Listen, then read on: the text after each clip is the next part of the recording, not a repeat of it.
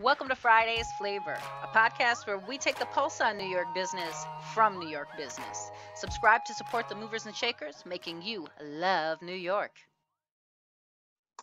Welcome to Friday's Flavor, everybody. We're here today with Nick Molick from INOC. Did I say that all right? Between your name and the name of the company, I might be off. I mean, I get Molick. You said INOC, right? So that works. Oh, man, wait, I did mess it up then. It's fine. I mean, it's pronounced Molick, but either way. Nick Molick of INOC, very cool. And INOC is a local company that does data servers, but I'm not going to get into too much detail. I'm going to let Nick talk about it. But why don't you start by giving us a little bit of background on yourself and what made you end up at INOC? So background about myself. Okay. So I mean, I've been in sales here in the area for, my goodness, for years and years. I mean, I graduated in 2000 and got right into sales right after that. I mean, we can get real personal. My goodness, I went to ITT Tech and tried to get into the whole design animation thing and was too much of a mama's boy and didn't want to go to California or Florida to join an animation studio at that time. So, kind of jumped into sales because without, a real education, let's say, without a degree, it's something that if you have the knack for, it's something you could really turn into a great career. Sales can spin you in a bunch of different directions. So I've been in tech sales. And obviously after 2000, the internet boom, I jumped right into tech sales and, worked at a few different computer training companies, worked at another data center here locally. And just fell in love with technology and assisting organizations to understand technology and the new pieces of technology that come out and how we can here in the Capital District and Smallbany kind of help each other, follow this path that technology keeps taking us on. So true. I was just having this conversation with somebody the other day. I was like, if there is one thing that has changed the last 30 years of history more than anything else, it's technology. It's got to be the number one pivoting factor in the last 30 years of history. I mean, because we're similar in age and we're in our, I think, 30s. I'm not giving away any clues, guys. So we're in our 30s, and I remember before CDs. Like, I remember when CDs became a thing, and it was like, wow, there's like 8 songs on this little dumb thing. You don't have, it's not like a floppy disk, but it could go in your computer. It's wild. Oh man. I mean, we can even go back to listening to Fly 92 on the radio at night, and you have your cassette in the cassette player because you want to record your favorite song and you have to wait. It's like the Friday top 10 at 10 and your favorite song's number 2 and you have to wait the whole time and then hit record and then it doesn't. Oh my goodness gracious, what kids have now. Yo, me and my what kids have now is crazy. Tasha Sorrentino, Allie and Tasha, we used to hang out listening to Fly 92 on Friday nights, waiting for the countdown. Y'all don't know what's good. It's changed so many things too with it. So tell us a little bit about INOC and what y'all are about. So INOC stands for Independent Network Operations Consortium. So the whole reason INOC was formed was back in 2000. 4 different telephone companies here locally got together with the whole internet boom and said, instead of us as individual companies going out and finding our IT infrastructure, finding somebody to provide us internet, finding somebody that can take care of our servers, finding somebody that can take care of our connectivity, the whole nine. Instead of doing that individually, the 4 telco companies here in the area got together and said, why don't we all pool our money together and create a company that will do it just for us? So they did. So they formed INOC. They all got together and said, we're going to create INOC and INOC's going to be our IT infrastructure. Oh, wow. Well, now it's 2020, right? And INOC's still around and we're kicking butt.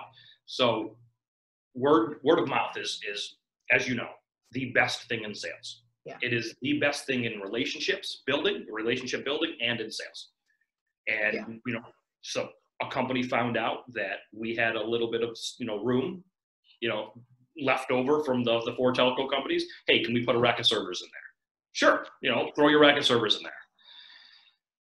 let's just, 19 years later, 20 years later, we own and operate 2 enterprise data centers here in Albany. We are in the beautiful Stuyvesant Plaza. So the big tower you see at the end of the Northway when you're driving at the end of the Northway, we've got one of the floors of the tower there. We're in the beautiful IBM building on 80 State Street in Albany, across from the Times Union Center. We've got one of the floors there. So again, we've grown from just an idea of helping our 4 owner companies to being the premier data center in upstate New York, if not the tri-state area. I mean, we really, really do what we do pretty darn good. Oh, that's really great. Yes. And what about one of the questions that I had that I forgot to go over with you before, and I may have already asked you this, redundancy. So redundancy from a business standpoint itself. So what we like to tout, so redundancy, it's, obviously being able to, if something happens, your equipment, your internet, service stays up and running. You've got multiple levels of an on switch, let's say. So if one of those on switches goes off, you still have other on switches to keep your service up and running, redundant. Right. So we as an organization, we preach redundancy. As a data center, that is the premier thing that we want our customers to understand, right? Is that to have that second level of safety, third level of safety is paramount.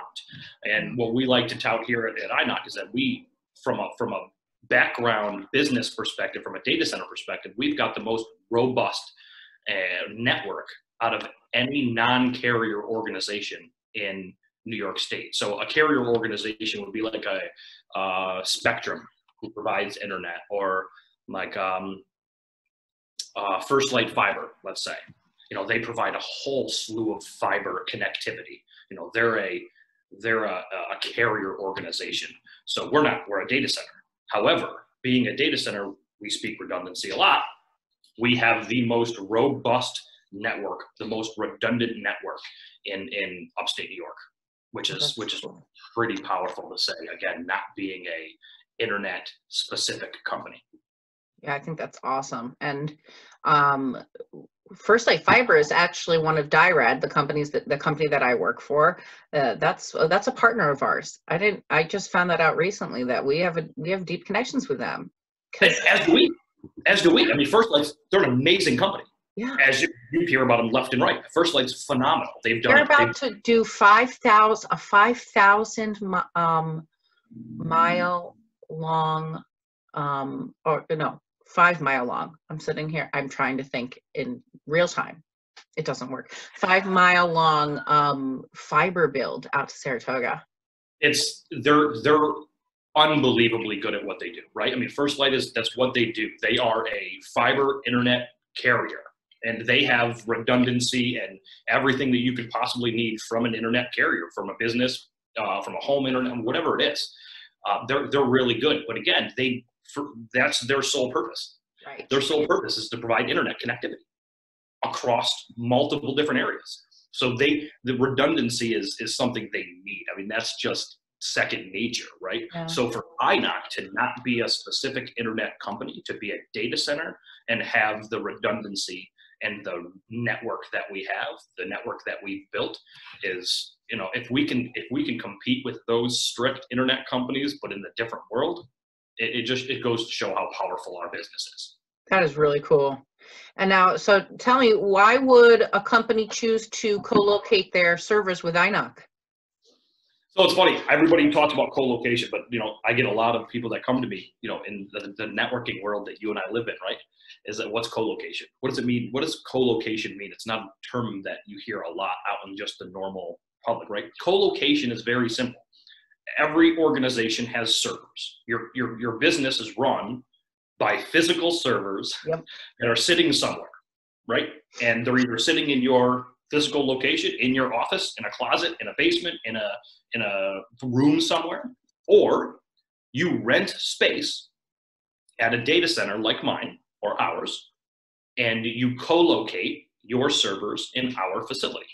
So why would somebody choose to put their servers in our facility over their own, let's say, building or another data center? Well, one, again, I'll go back to redundancy in our network.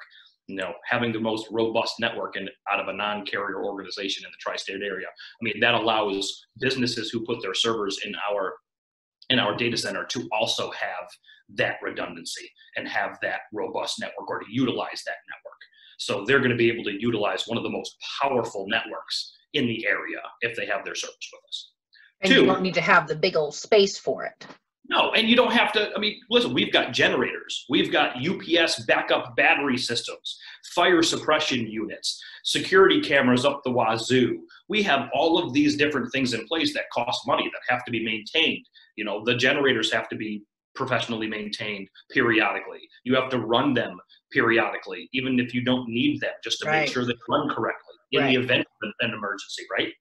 There's so many different things and small things that need to happen and need to run right to keep your servers, just down to the humidity in our data center. And I want you to come see it. We've got humidification devices in our data center that actually puffs out cloud.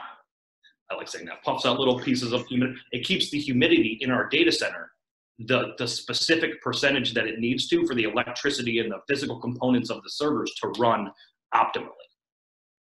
Normal closets don't have that. No. And you also see, heat. Servers run and they're very, very hot. So you have to have air conditioning. Again, I could go on and on. It's just a lot more cost effective to place them in our data center. We have the experienced staff that can maintain everything the way it needs to be maintained. And we've got the equipment to keep the building and your servers up and running 24 hours a day, 7 days a week. We've got redundancy in our power, in our cooling, in everything that we have, that if there's a disaster, our data center has the opportunity to stay up and running when other buildings do not. So you can continuously keep your business up and running if your servers are with us, instead of if the power's out in your building, the servers don't have power. Yeah. Something goes wrong, you need a tech to come out. But again, if there's no power in your building, you don't have a backup generator, your servers aren't working, you cannot connect to your business. And that happens a lot. Small to medium businesses don't have, or haven't thought of, or just haven't had the opportunity to move their servers somewhere with redundancy. Well, again, thunderstorm comes, power goes out. What happens? Well, now you could be out of work for 6 hours. This is true. That's costly. I love your answer. So choose INOC because they've got a nice rack. So that's one of our marketing. Shut up! Is it? One of our marketing flyers says, "Check out our racks." I had to do it. You hit the nail on the head. Sometimes you got to laugh. Sometimes that's what marketing's about, right? You got to have fun with it. You know it. So Amazon and Microsoft Azure are, kind of the big dogs in the cloud world, right? And why would a company choose INOC over, INOC's cloud over the big names? So that's the thing. Not a lot of people actually know that we have a cloud platform right here in Albany. And, the cloud is, how many times you hear it a day? You're in tech. Everybody's in tech. You hear cloud. You hear everybody needs to go to the cloud. You hear the cloud's expensive. Somebody touts that it's the best thing in the world. Somebody says it's the worst thing in the world. It's like politics. You never know who to listen to, what to do. It's crazy. Oh, wow. But it's incredibly important. It's one of the biggest pieces of technology that has taken off in the recent years and will continue to take off. And the adoption of it from a small to medium to large, it's never ending.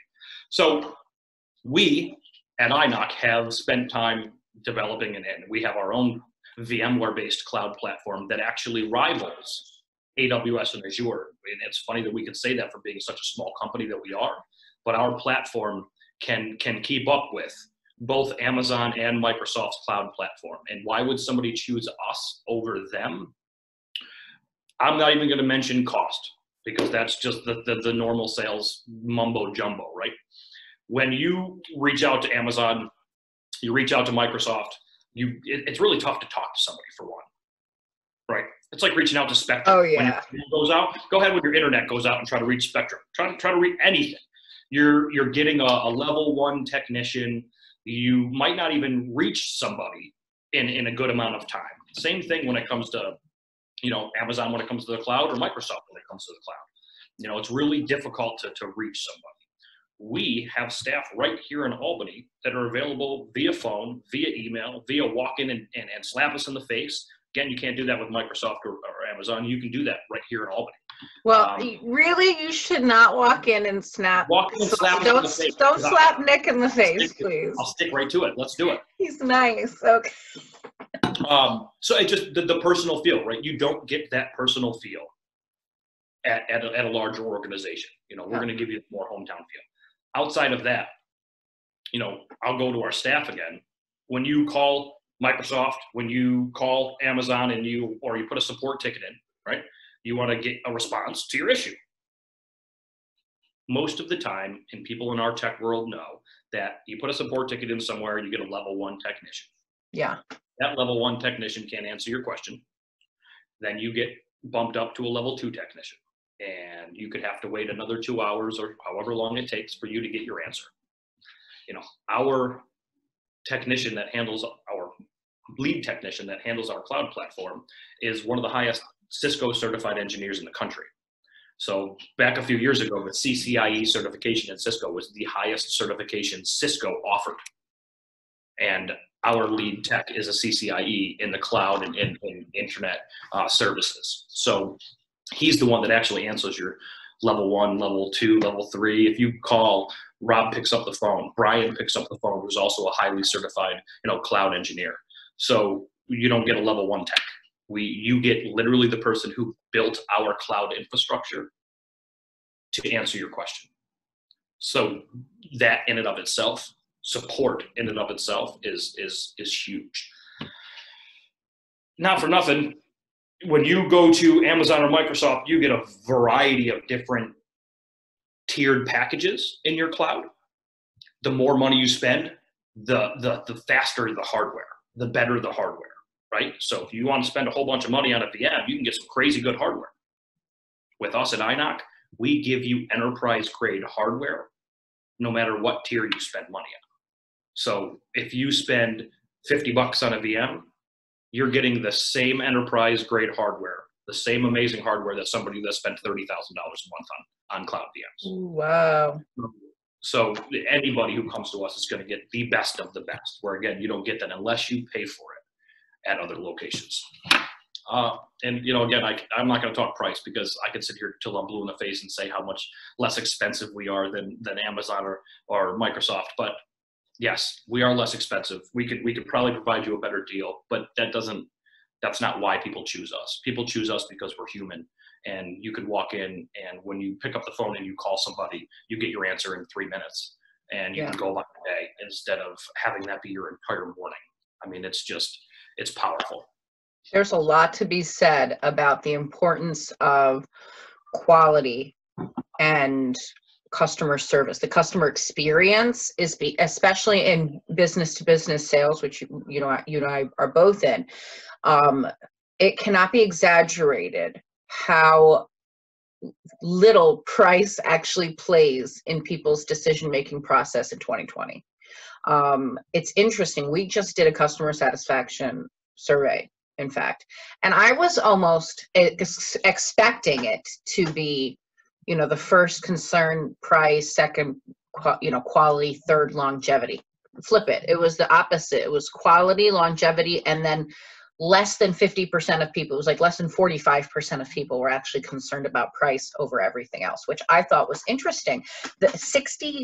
Over 65, I think maybe 67% were like, we chose Direct because of quality. And another 57, 56, 55% were like, we chose Direct because of longevity. So those are the things that people are more concerned about, because I don't know, maybe it's a little bit of a generational thing. It used to kind of be a given that you would get really great customer service, but people are now so frustrated by companies like, God bless y'all, Spectrum. You have the worst reputation. If you talk to anybody who has been a Spectrum client, either in a the residential or in the business to business fields, you hear 9 out of 10 of them immediately get upset and have something negative to say about their experience, because they're left on hold. They call, they can't get the same person every time. They have to go through 14 different people and tell their story 14 different times. And I think that's one of the things that sets companies like INOC and DIRAD apart, is when you call, you get one individual who is the right individual to take care of your issue. You explain it one time, we take care of it internally immediately and get it sent right back out the front door. And I know that INOC operates the same way. We take pride in what we do because we're not a Microsoft, Amazon, we're not a Spectrum with this big name and this humongous customer base, and that 1 or 2 customers that aren't happy don't bother us. They do. We don't sleep at night when we think we've done something not wanted by a customer. One customer, we're annoyed that we didn't do something, he did something wrong. You know what I mean? And I think there's something to be said about that kind of experience in today's very money driven business system, where well, I've got 80 million coming in elsewhere, that 1 or 2 customers really doesn't bother me. And that's it, is that you hear the cliche statement, you're not a number, we don't treat you like a number. Listen, people that have home internet with Spectrum, it's annoying, it's not fun to try to contact them, but you put up with it, right? It's your home internet, you put up with it. If your internet's down for a few hours, you jump on the 4G, and your kids jump on their tablets. I mean, you put up with it. But in business, you can't. No. You can't put up with it in business. 4 hours down in business is a lot of productivity lost.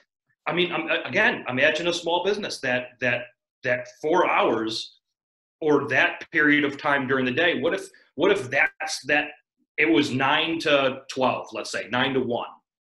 But that 9 to 1 is where they make their money. Oh yeah. They make their money in the morning. So then they just lost out. Again, in business, being down is different. At home, you can put up with it. So it's just, we pride ourselves in, yes, we can work on price, we can talk price, we can go back and forth, but stop. I want you to be, when you leave your business as a business owner or a chief technology officer or somebody who I deal with on a daily basis, if you go home and you sleep and not think about INOC, I'm a happy camper. And you don't do that with a lot of organizations. So, and if you look at some of our testimonials and all that, like you said, you'll see very few that have something to do with price. Yeah. Everything else has to do with, how they were treated, how we went above and beyond, how you are without a doubt not a number. Again, like you mentioned, you hit the nail on the head.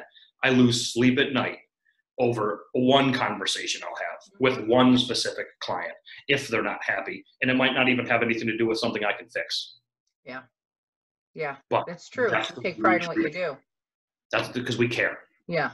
What does the future of INOC look like to you? What does the future of INOC look like for us? Honestly, just doing what we're doing, because we got together back in 2000, and when they started us in 2000, we stuck to what we did. Again, there's a lot of companies out there. I'm not knocking First Light, right? But First Light's got a data center. They co-locate services. They do other. First Light started their company as a fiber company. They were an internet connectivity company. They've grown so big that now they do a slew of other things, right? So if you were to ask First Light what their future was 15 years ago, they would probably say, we want to do this, and we want to do that, and we want to do this, and we want to get into that. The future of INOC is to continue to be the best at what we do. We do co-location, cloud, backup, and disaster recovery. We've always done that since the beginning of who we were, and we're only going to do that. Yes, we're going to adapt, and we're going to, change with the times, obviously, but, our future looks like it has, truly, because we stick to what we do, and we are good at what we do. We've always been good at what we do, and we're not going to jump into a whole slew of other things and spread ourselves out and try to be somewhat good at a lot of things when we can be amazing at a few things. I love that. We're going to keep kicking butt. That's so great. I just had this conversation with my husband actually yesterday about this exact same thing. Yesterday or Saturday, excuse me. We own a torteria in Mexico, okay? And so this is like a specialty sandwich shop that has been open since 1994. His mother started it. We purchased it and have been running it with his sisters. And we're talking about expanding because the demand has outgrown the location, and so we're going to expand into another location and hopefully 4 others within the next 5 years, right? And he was saying, and maybe we'll add X, Y, and Z to the menu. We can do this with it. And I went, skirt. No. What has been working for the last, how long is 94? That like 20 some odd years? 26 years. That has been working. Do not mess with it. Well, we could do salads and this. And I'm like, no, there are other places that do salad and they do it well. Let them do salad. You guys are overflowing with orders for what you already have because you're doing it really well. And there is something to be said about doing one thing and doing that one thing really, really well. Just because you're doing one thing right does not mean you can do everything right or even should do everything right. Could you make a mean salad? Probably. Why though? I don't go to a torta shop because I'm looking for salad. I go to a torta shop because I'm looking for a sandwich and French fries at 2 o'clock in the morning. Hungover. All right, that's it. I'm not going there for salad. Amen. And that's the thing, is that, same thing at other restaurants as well. My wife and I go out to dinner, and you go to a nice restaurant and you've got a 3-page menu. They've got 47 entrees. I get it. You're good. Culinary chef, CIA of America, all this good stuff. I get it. You can cook. Mm-hmm. But I came to have dinner. I didn't come to read an Encyclopedia Britannica. Like I want a burger, or I want a nice, like you said, you go to a steakhouse to get a beautiful steak. You go to, I don't have your amazing accent, but you don't go to a tortilla shop for that stuff, right? Right. You just don't. That's not what it was built on. It started in 94 as a torteria, as a torta shop. It's where you get a big, humongous sandwich, like covered in milanesa and cheese and all this stuff. You don't go there because you wanted a salad. That's not why people are ordering from you. That's not why you have overflow orders. So do what you do and do what you do well. And I like that. I feel very strongly about doing that. And I think a lot of especially newer business owners kind of get caught up with, I have to be able to do it all. And not really. Do one thing really, really well. Make your name off of that. And stick with it. Stick to it. There's Walmarts of the world all over the place. Okay, people can go find a Wally World of but when somebody wants exactly what it is that you do, you want to be the name that they think of because they know that you do that one thing really, really awesome. So, Amen. Somebody's looking for something specific. Exactly. Like, it's okay to just do one thing. It's okay. You don't have to do it all. Nobody expects it. What would be your number one piece of business advice for a young entrepreneur or a young hopeful entrepreneur out there? Wow. That's tough because there's so much. Oh my gosh.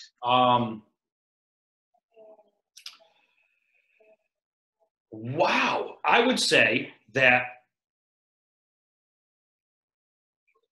read.